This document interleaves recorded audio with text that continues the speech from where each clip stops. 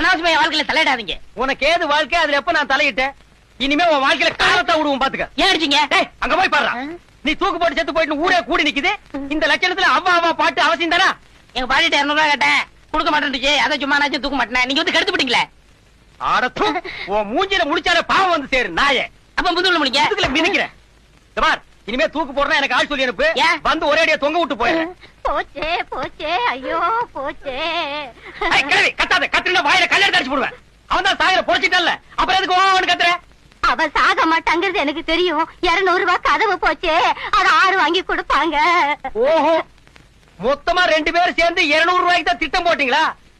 சரியான குடும்பம். நான் ஏர்ல பூட்டின எரும மாதிரி நல்ல துப்பு கட்ட குடும்பம்.